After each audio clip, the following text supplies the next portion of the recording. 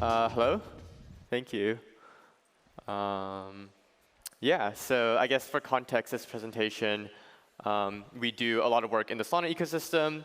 We do a lot of smart contract audits, but also we try to help out, when things go wrong. And hopefully, usually, actually, since now, they've not been projects that we've audited, thankfully.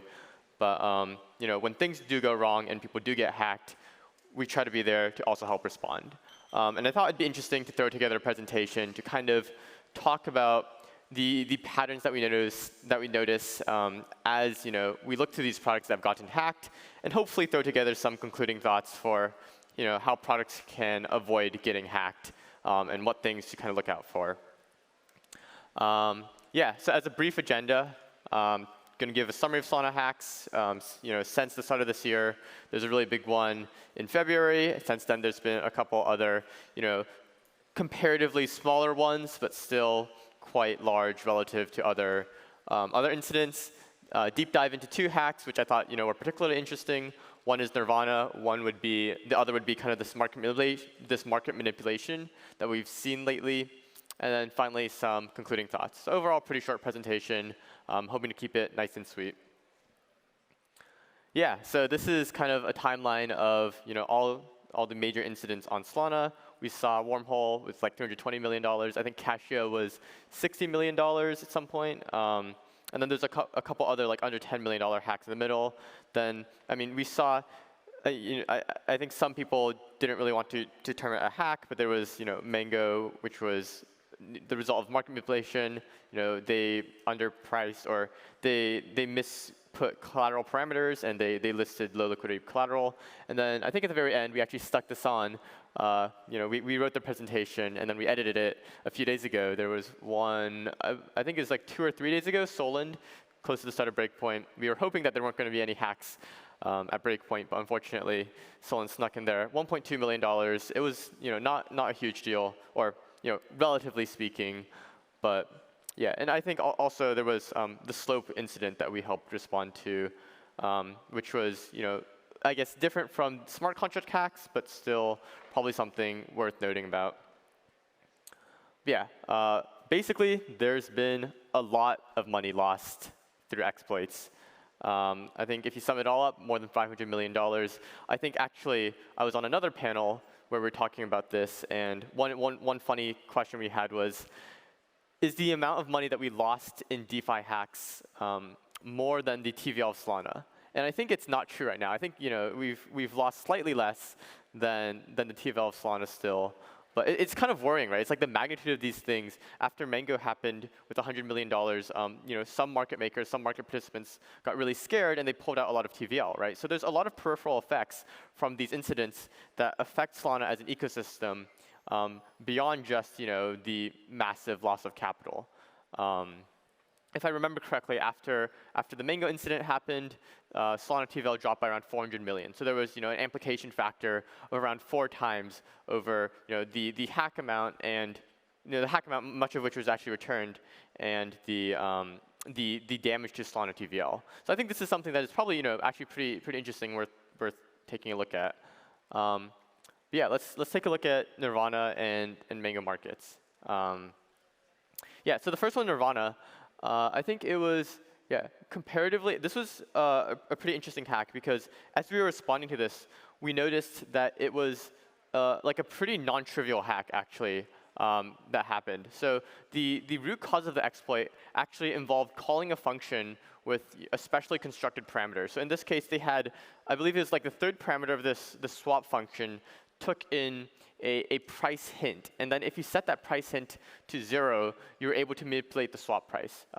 So I guess that's a little bit technical. But the TLDR of this is that it actually it required a non-trivial level of understanding of the project in order to perform this exploit. And Nirvana was also closed source, which was also pretty worrying, right? So I think kind of Nirvana was potentially banking on the fact that they were closed source. They didn't really need to do like a full comprehensive audit, and then they were able to skirt away. But I think Nirvana is like one of the first instances. I believe there was one before Nirvana actually, but Nirvana was one of the first instances of a closed source program on Solana getting hacked. And I think this is a really pivotal moment, right? Because before, like it or not, a lot of people on Solana kind of assume that, oh yeah, if your program is closed source, you don't actually need to worry about it too much. You'll probably be safe.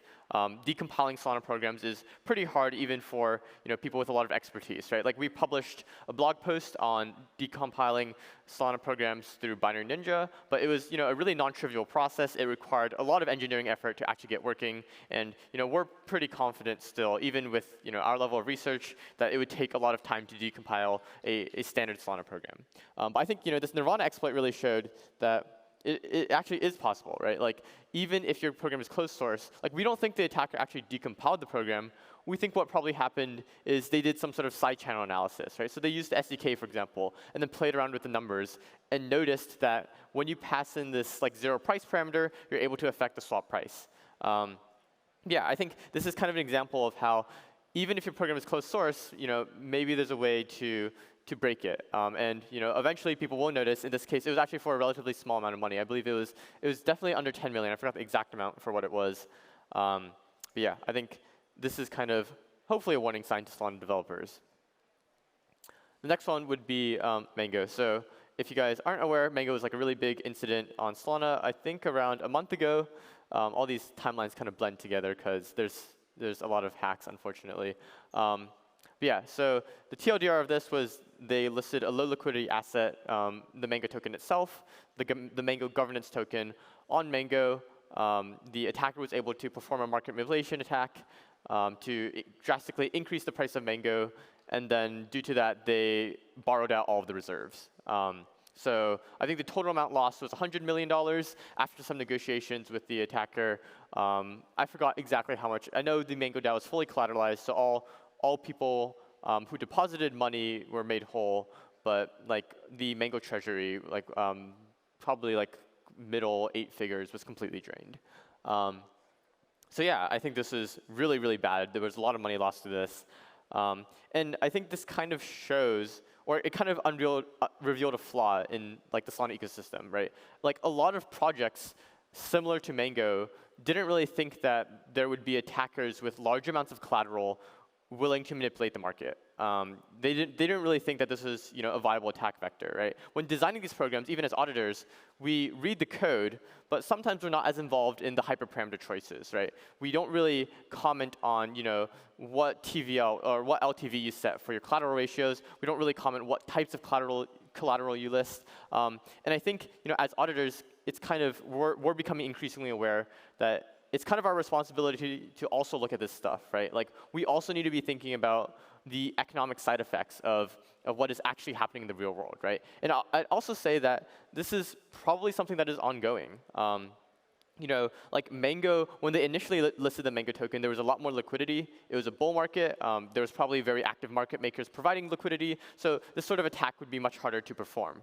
On the other hand, they kind of like just kept it around. They didn't really tune the parameters. And unfortunately, when the bear market hit, all of that liquidity dried up. It became a lot easier to spend. I forgot exactly how much they spent, but I think it was low 6 figures actually. So like a really small amount compared to the hack itself. Spend a comparatively quite small amount of money to drive up the price and then borrow out the Mango reserves. And yeah, I guess another example of how people are, like how this is affecting everyone is, Solana a couple of days ago actually got hit with a very similar incident where the attacker manipulated the price of Hubble or USDH on the Saber stable pool. So it was like a USDH stable pool on Saber. It had around $100,000 of liquidity, I believe. Yeah, and then the attacker was able to swap through it, drive up the price by 8 times, and borrow out around a couple, I think like $1.2 million of stable coins from Solana. So as a note, this didn't hit Solana's main pools. Their main pools were totally fine. It was like one of the side pools. But still, I think it's like this shows that people are willing to engage in this kind of market manipulation attacks. Attackers with relatively large amounts of capital, hundreds of thousands to millions of dollars, are willing to engage in this kind of stuff. And yeah, I think it's like a huge blind spot in the Solana ecosystem. I know for sure that we've been talking to many teams who've been kind of concerned about that, trying to advise them more on the parameter choices. And yeah, I think that's something that probably as developers, hopefully you guys are thinking about as well. Yeah, concluding thoughts. Yeah, I think 3 things here. One, attackers are getting a lot more sophisticated. We saw, I believe, the first closed source exploits on Solana. Just keeping your program closed source isn't going to be enough. We also saw Nirvana is also like a non-account issue. So it was not just passing in the wrong account, it was actually interacting with the logic of the account. So yeah, attackers are getting a lot more sophisticated. They're actually reading your code, and they're going to be able to perform exploits if they do exist. The second, I think, is this shared security assumption in the Solana ecosystem. Mango and Solend were hit because they were probably the largest by TVL. We know for sure that other lending protocols that we've talked to are also concerned with the same scenarios. They probably would have been affected. Luckily for them, the bigger ones got hit first. But yeah, it's like well-capitalized attackers with large amounts of collateral are willing to manipulate the market to try to drain collateral. And whether or not this is a hack is, I think semantics. I think, for protocol developers, it's really, you can lose a lot of money if you don't pay attention to this, so you should probably pay attention. Yeah, and then last one, yeah, being closed source isn't enough. I think Solana as an ecosystem is pretty closed source.